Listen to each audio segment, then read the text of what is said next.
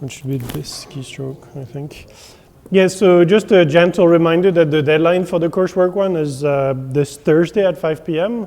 Of course, if you need more time, like, we don't really mind. It's just that the end of the semester will be really busy for you with the project and everything, so be mindful of that. Correspondingly, we'll release the coursework 2 this afternoon, and I can maybe give you a demo. So for this one, the deadline would be like week 10, 11, or 12, something like this. I'm not sure exactly. And the idea is to start with some functions from floating points to floating points, right? And I don't know if this is really visible. And okay, have a genetic algorithm that computes, okay, this is a terrible approximation. There we go, much better. You see that it found cubic this time, so it's going to be much better than just a straight line. After however many generations, I'm asking for 100, I think, and there we go. So this is sine, and this is the approximation. And we give you basically the structure of the project, and then you have a lot of freedom in how you implement the genetic part of the algorithm to just try to find these approximations. So it should be a lot of fun, I hope. Right, so today we're going to see something that's actually somewhat related to both courseworks.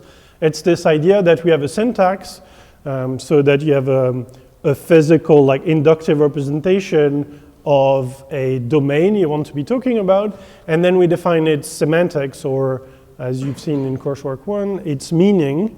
And because we now have both the representation and its interpretation, giving it its formal meaning, when we do transformations on the representation, we can prove that they are meaning preserving.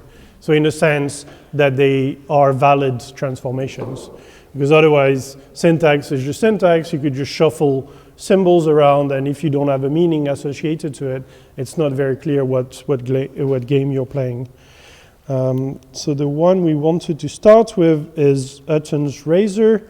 So it's named after a colleague down south, and it's basically the simplest example of a programming language you could have. So it is very bare bones. Okay, so let's see. So the description here is saying that an expression is either a natural number, a Boolean, a sum of two expressions, or an if-then-else expression. And to introduce a piece of syntax, we're going to work with an inductive type. Of course, if you're interfacing with the real world, at some point someone will write just strings in a file, and you will need to parse it and transform it and so on, but we're not too bothered about this aspect of the pipeline. Okay, so if I want a natural number, I better say I can have natural numbers, and I'm doing this by adding a constructor, nat, that takes any natural number you can have and injects it in the syntax. So now I can construct expressions by just wrapping an existing natural number. So I can say, for instance, this is a valid expression, not 42. And of course, if you try to put 42 itself alone, it's not valid because it's just a raw natural number. So you need to use the injection function that takes these nats and puts them into the syntax. Similarly, if you want a Boolean, you can just say, well, give me a bool, and that should work. And I can say, oh, I wanted to name my examples. Okay, so let's put them here. A nat. A nat is an expression. And then a bool. Well, there are much fewer of them, so I can say, well, my favorite bool is the true Boolean. So I'll pick this one. Right, so I didn't show you, but we have a bunch of imports at the top, right? These things need to be brought into scope. And then we said we can have a sum of two expressions. So let's go. I can add a first expression and a second expression, and it will give me a new expression. So we're basically just building a tree, right, representing these expressions. And I can, a good sum, I can write various expressions involving that new construct. So it's the sum of a nat and, let's say, I don't know, 10. Add, I called it add. Oh, and I cannot put 10. I need to wrap it using the nat constructor. But of course, because this expression language is super simple, we can actually write things that do not make sense. So I can write a bad sum, which is expression a bad sum equals add a nat and a bool, for instance. And some languages will try to make this work by just doing some weird coercions behind the curtain, but here we are going to be in the business of trying to not have these ill-behaved and kind of strange expressions. Oh, I see that we are meant to use infix plus as the, well, whatever. I can just say that this is the same as add. There we go. And then we had if then else, so I like to write it, to call it ifte.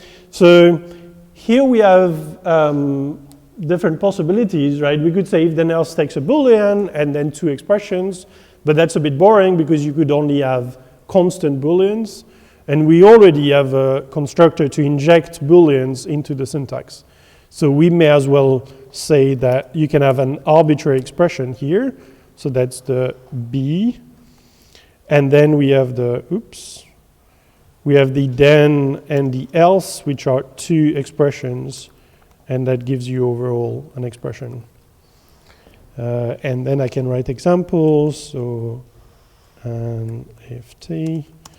It's an expression, and ft.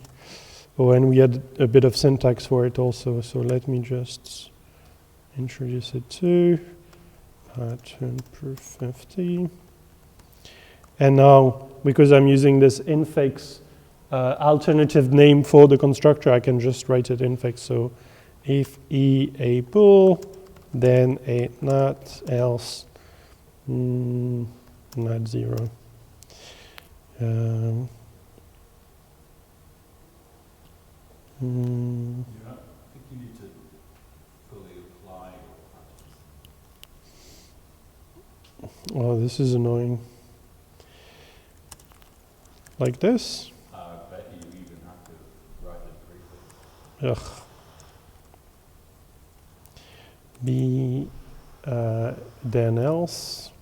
B then else. Oh wow, okay.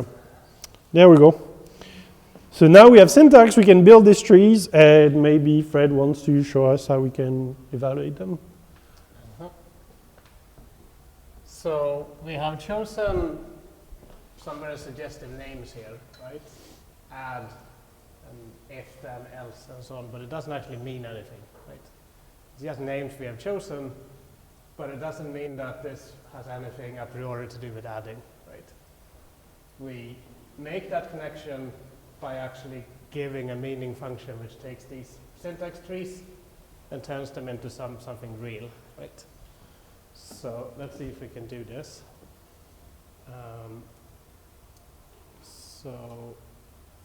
Okay, so the first thing we have to do, what is this real thing, right? And we kind of have two different things. We have natural numbers and we have Booleans. And then we have some way of making composite things. We have if then else, and we have what we call add, right? But if we want to say what to turn these things into, then I mean that's a choice we're making. But it makes sense to me to say that okay, we're going to turn these things into either natural numbers or Booleans. So I'm going to package this up into a data type of values. I'm going to say that, well, if I have a natural number, then that's a value. And if I have a Boolean, then that's a value, right?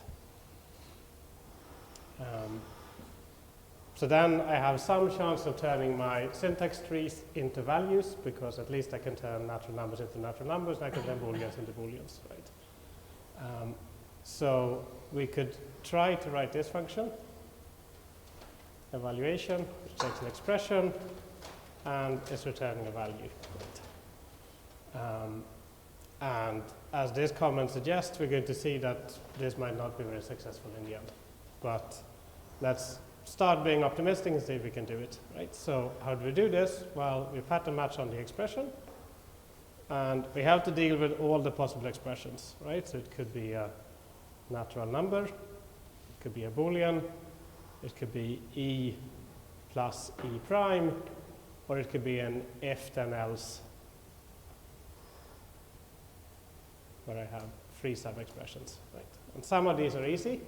So how do I turn a natural number into a value? Well, I made sure that natural numbers themselves were values. So I can just say, well, here I'm going to use the nat value. And then here I have to say, what is the number you want? Well, that's the number I've been given, right? So it's n. And similarly, if I'm given a Boolean, then I can just inject that as a value. And here, well, I have 2 expressions, so I can recursively evaluate these. I guess I'll do that with a with. So I'm going to evaluate E, and I'm going to evaluate E prime. And I'm going to get a value for E, and I'm going to get a value for E prime. And I'm going to reload so I can see what's going on. So we see that my goal is to produce a value. I have my original expressions, but I also have the values that they have after evaluating them, right? So I guess we've seen with before. Yes. Yeah. So remember, this is a way to kind of extend the pattern matching, right? So I want to pattern match on the result of this. I call it VE here, right? Okay. So now, if I really want this addition to represent addition, then I'm kind of interested in what these values are, right? So I can pattern match on them. Pattern match on VE and VE prime. And there's 4 cases. But really, in some sense, there is one good case, where they are both numbers. That's the first one. And then there's a whole bunch of bad cases, right, where I'm trying to add a number and a Boolean, or a Boolean and a number, or a Boolean and a Boolean. So I don't really know how to deal with these. So this one is easy, right? If I have 2 numbers, well, then I can just add them together as numbers, right? Except plus is not imported. Okay.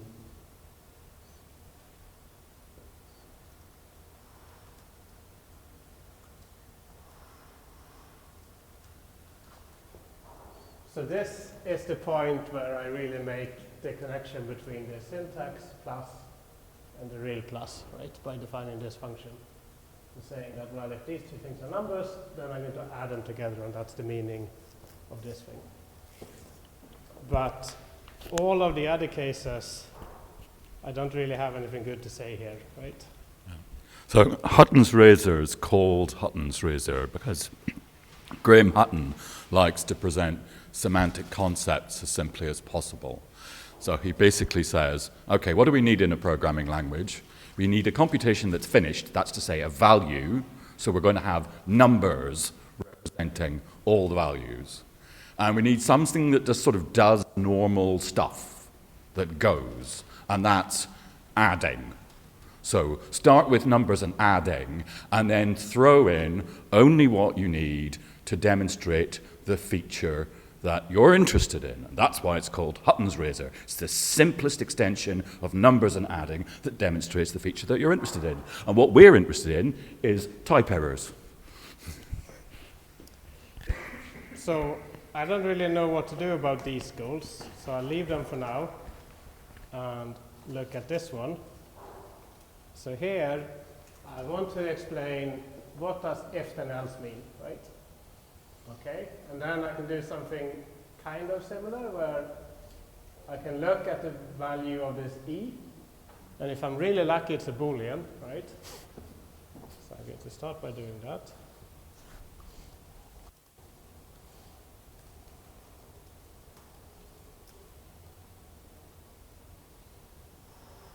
So pattern match on the value of E. And if I'm really lucky, it's a Boolean, at which point I can pattern match on the Boolean X, see the true or false, swap them around.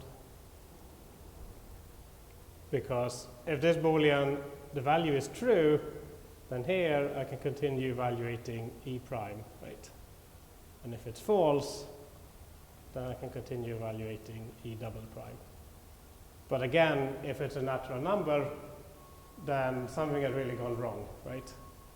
If 17, then E prime else E double prime doesn't really make sense. So again, in this case, I would really just want to go wrong. Should I let you go wrong, Connor? You want me to do something about it? I need a mic. We got. Right. So we're going to need to do something to get out of this jam. We need some way to say, "Oops." So I think I'm just guessing from the imports at the top of the file that we might have imported maybe. So yeah, so we're in a situation where our semantics, our notion of meaning of expression needs to include something that represents runtime type errors, because we've given ourselves a bad situation where we are allowed to write expressions that are complete nonsense, and we need to catch ourselves on. So what happens, if I'm lucky, well, we're going to have to say that actually you don't necessarily get a value, you only get a value if you're lucky. So okay, I reload the file and all sorts of things are going horribly wrong. So we've got to start peppering justs and nothings all over the place. So here I'm happy, so I want to say just. And here I'm also happy, so I want to say just. And then something else happens here, but I'm going to just do this the crap way. Right, I'm going to hit the wrong buttons with my fingers. I'm going to make this a catch-all, so anything else.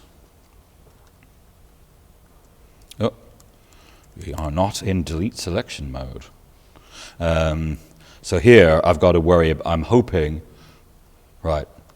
So here I'm checking that our two recursive sub-computations successfully produce values, and that those values are in fact natural numbers.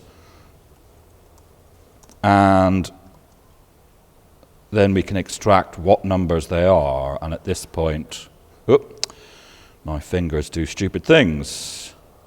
We went down, not up. How do you go up? Anyway. I can't use this keyboard. Oh, and somehow I've got myself into overwrite mode. Come on. I'm a calamity, get me out of here. It's very confusing, because this is correct. So. Thanks.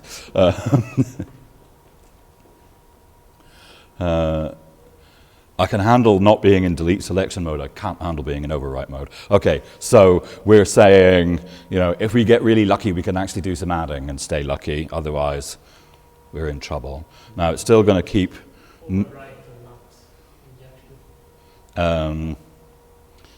Right, we still need to rewrap them in a value constructor. So it's just. Oh, just and nat. Just and nat,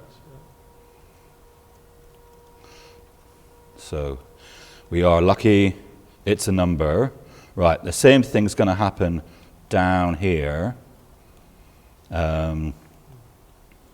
Notice, by the way, that it's morally necessary to look at the Boolean before evaluating E prime or E double prime. I mean, these are pure expressions, but imagine they weren't, right? So it's important in the semantics of conditional expressions that you look at the Boolean before you decide which of the other two things to evaluate. It's not the same thing as testing the Boolean, signing the peace treaty, launching the nuclear missiles, and then deciding you preferred the outcome of signing the peace treaty. Right?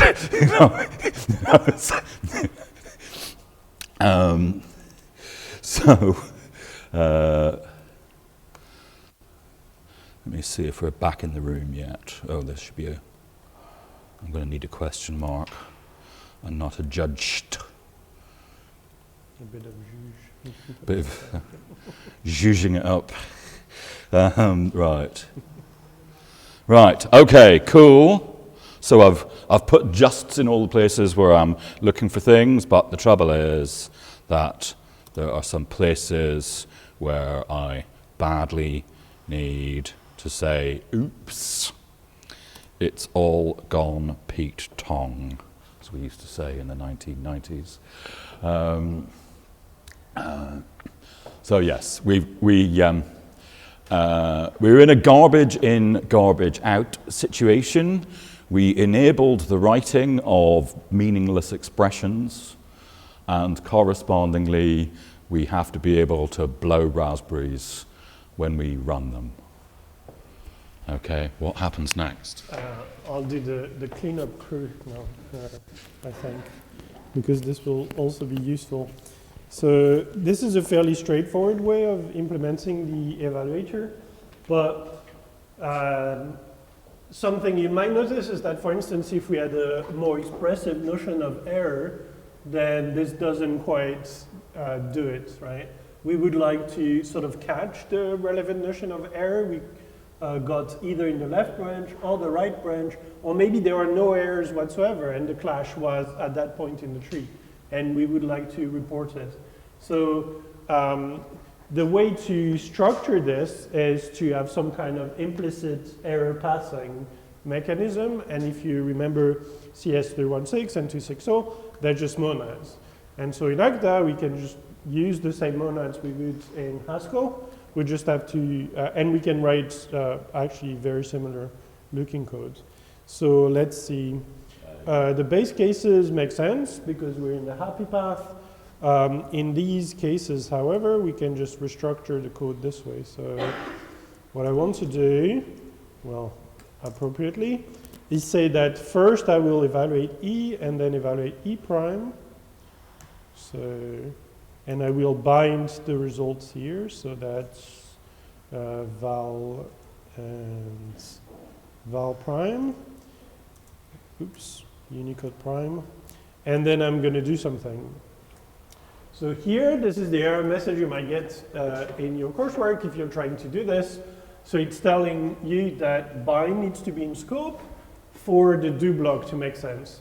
And it means exactly what's written, right? You need to have a bind in scope, any kind of bind in scope, and then it will be happy to desugar the do block.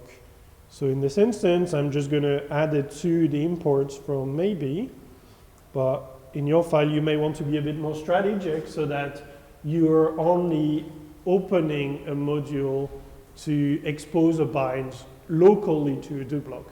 This way you can use different do blocks with different meanings in different parts of the file. Okay, so now this parses, and of course I've removed the last case, so it's not too happy. So this is similar. I can do get the val out of eval E, and then do something else. And then, again, if you remember CS 316, what we see here below is a very common pattern, right? You're processing the sub-expressions, and then you're sort of applying a transformation to the result. So morally, what you're doing is you're folding over the syntax, right? Replacing all of the syntactic versions of the operators by their semantic version, by their meaning. So you can make this more explicit by abstracting away this notion. So you can have plus v, so addition of values, and it's giving me val to maybe val, because as we've seen, it can be failing. I case split to introduce the arguments, and of course it's giving me horrible names. And then, well, I guess I'll write it like Connor with catch-alls so that I'm not mentioning all the useless cases. I can just say, well, if I have two nats, then I'm going to be happy, and otherwise I get an error. And so in case you're returning more expressive error messages, this is where you would be crafting the error message specific to the fact that addition failed. But the do block ensured that if the error was coming from deeper in the tree, it would be returned automatically, right? So you don't need to do any of the error handling here. You only do error emitting in here. So this is the happy case. Oh, I need to rewrap it as a nat. And then here I can just say val plus value val prime. And this is a very clean code. And here we can do the same. Okay, that's a bit stranger, I guess. So we can say, well, if you have a val and you have some kind of a's, for any kind of a's whatsoever, you can do this. Right. Maybe a at the end, right? Oh yeah, that's a good point. Ooh. Ooh. Well, let's not be fully generic. Let's just say if I have a maybe val and a maybe val return a maybe val. That's a good point. This can fail if the val is not, okay, happy case first and then catch-all for the rest. This way, if we do end up extending our language and we throw in more values, because we'll have the catch-all, it will handle them still automatically. So if the boolean is good, then, okay, I need to add it to the import because we don't have it, but,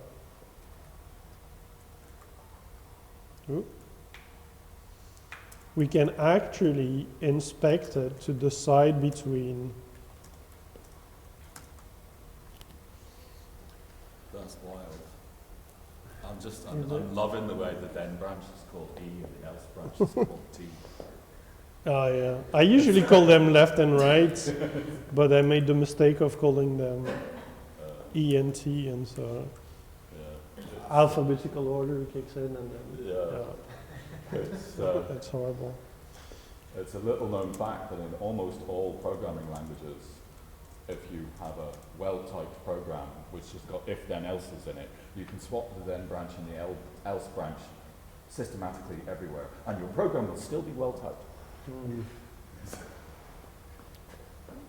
Yeah, it's actually a really common testing strategy to look at your code and swap the branches around and see whether the test suite detects a mistake. If it doesn't, then it's not covering enough, and you should probably add more tests to your test suite.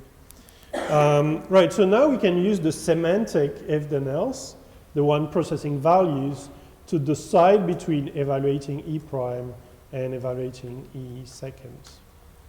So we are still handling a lot of errors because we screwed up, right? Our source language is too big and we can write meaningless programs, but at least it's a bit more like well structured. But Fred is maybe going to show us how we can avoid writing meaningless programs. Is it worth showing pattern matching in the do block as well? It's kind of cool. Oh, sure. So the thing I'm observing that's reassuring, I think these words are worth using. That we've got that val here is the type of values, and we're representing by maybe val the type of computations. Computation is a thing that you know how to do that you are not necessarily going to do. So here we are very, very definitely using if to choose between computations, not between values. Right. So, Fred, so can we maybe have an example of an if then else with a branch that doesn't make sense, but you still get a value out of the evaluation? Precisely because we don't eagerly run everything, right? right. So we should try running some things, right? So I'll do it my kind of stupid way. So we had this a not expression, which was not 42. So if I normalize test, then I do get a value, so I get a just, and I get, well, 42. So no one is fainting with amazement. But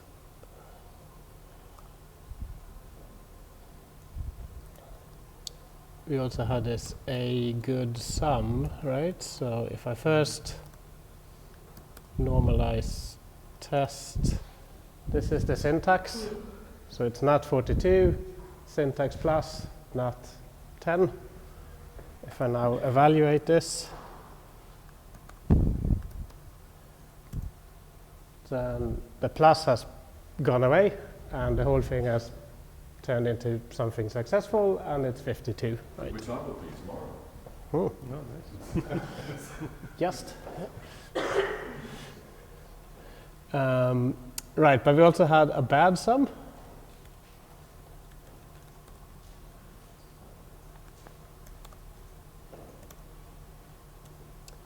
Which was 42 plus true, which Connor will not be tomorrow.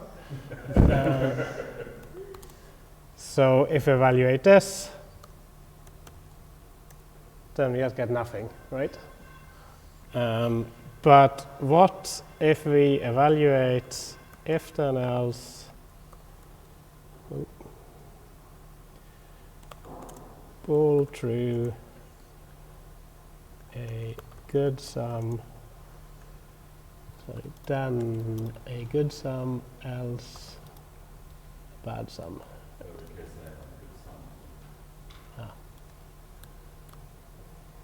Right, so I made another expression. It's an if then else.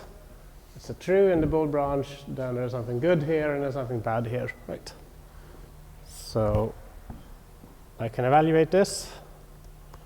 And what am I going to get?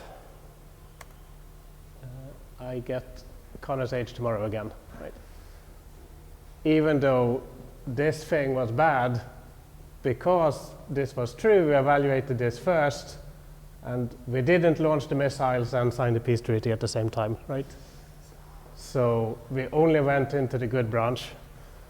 Whereas if I change this true to false,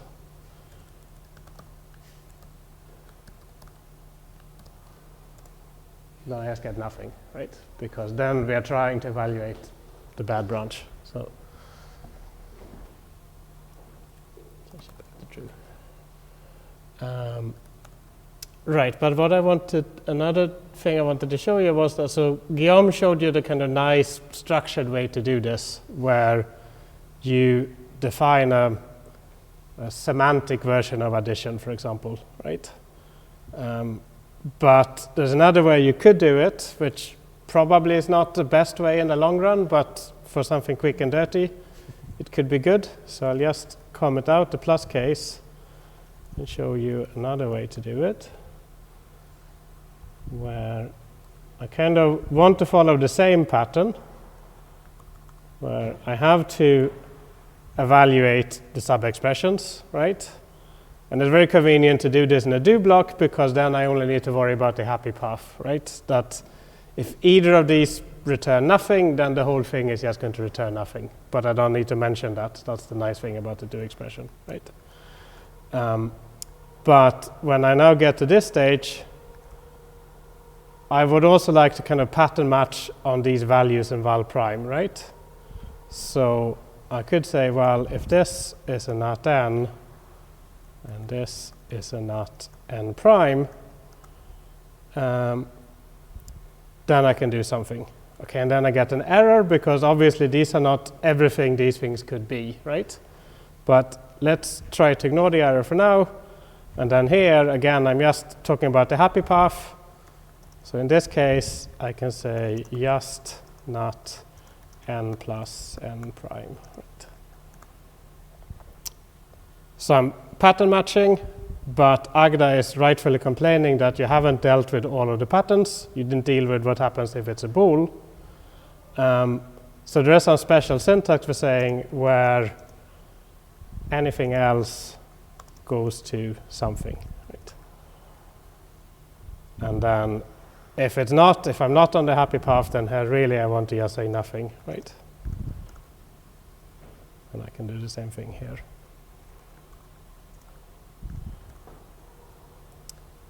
So I pattern match on the happy path, then I have to give a where clause where I say, okay, what about all the other cases? So here, you see that x is a value, and really the only thing it could be here is a Boolean, right? But I don't particularly care about this. I just want to say, well, in all the other cases, give up and return nothing, right? But it's a nice way to combine pattern matching. If there's one happy path in your do block, then you can pattern match on the happy path, and then you have to say where all the other cases. And typically, you can dismiss them something like this. And then down here, you have access to the n and the n prime that you care about. Right? Just to check that, where it does introduce layout, right? If you wanted to have two cases, one for bool true and one for bool false. Yes, I could indeed.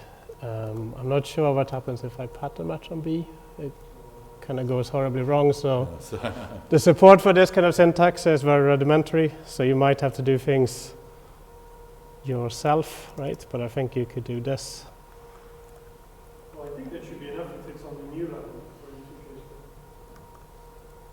Don't tempt fate. It's already a digression. So if I wanted to split on this and do different things for if the Boolean is true or false, then I could do that, right? But yeah, and yeah, and I've tried to indent it a little bit to make it clear what it is. But as Guillaume is saying, you don't need to be doing it exactly like this, right? But most of the time, this is the use case where you just have a catch-all and you make it go to something obvious, right? Okay.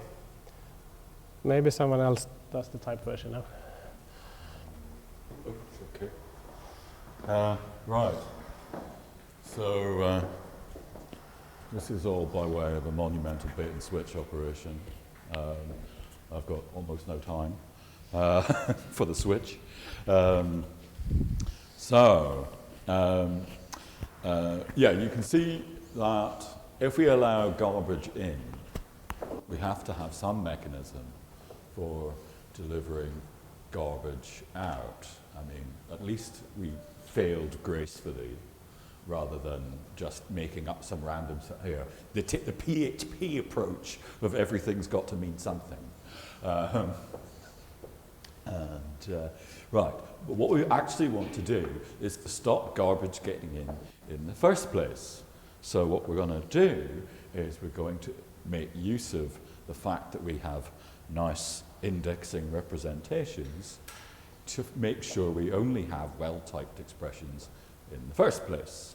So here's what we do. We invent a little type system for our expressions. We've got two types. They are bools and nats, right? Now it's going to shout at me, isn't it? No, maybe not. Okay. I'm pleased to see things are the correct colours, by the way. That's fine. Right. So now we're going to reinvent our expressions, but with instead of just saying expressions are expressions, we're going to talk about expressions that have a particular type. So we can say that Nat takes, oh, can I do this? Nah, how do I type that thing? It's BN, lowercase b, I think, yeah, and No, uppercase N. Yeah. Third time lucky. So it's not just an expression, it's a Nat expression. Likewise, bool is going to take a Boolean value and make a bool expression. And then what else? We've got adding. That's plus E, right? Mm-hmm. And now we can say that we are rather particular about what we're going to add.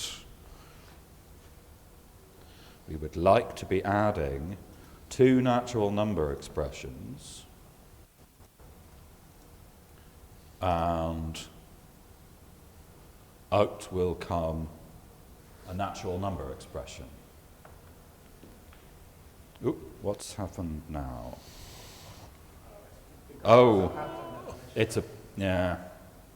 So I'm just going to call it plus TE. well, if you call it add, it should work also.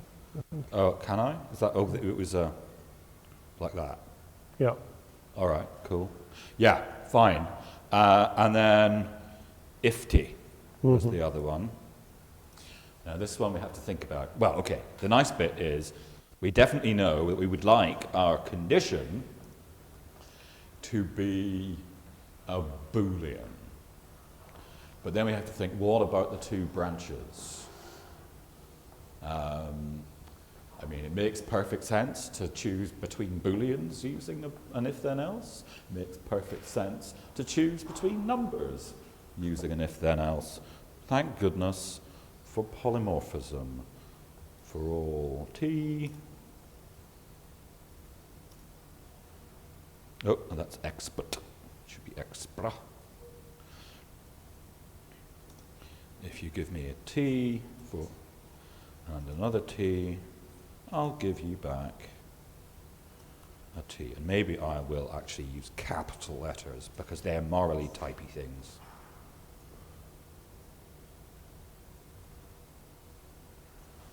Oop. Fingers. Right. The reason I can't use this Emacs is that I keep losing the modifiers. All right. So we've got pieces that hopefully fit together slightly better. So now... Well, we can try to write our examples that we had earlier, right? Okay. So what was, we had a T good sum is T expra nat. A T good sum is what? It was add nat 42 nat 10, right? Mm-hmm. And that's perfectly fine. A T bad sum, T expra nat, a T bad sum was add nat 42 something, and then we try to put bool true in the hole, and it won't go. So that's cool. Shall we do the evaluator? Does somebody else want to do that? In for the kill? I don't know. I thought it was a good cliffhanger, though. Maybe. Oh, do you want to? Maybe. Yeah, I'm tempted to leave it as a cliffhanger because this way, so now that you have your expressions that are typed, you can think of what the new notion of value should be. So we've put a hint, it's called t-val because there's going to be a typed notion of values, right? And hopefully we don't need maybe anymore because our source language doesn't have any garbage in anymore. And so all of the expressions we can write can actually get an associated meaning other than just nothing, which is a meaning in a sense, I guess. And then you can try to write the eval function, which will take you from these typed expression to their meaning as values in this typed world. And I think that's it for today. Sounds good. Mm-hmm.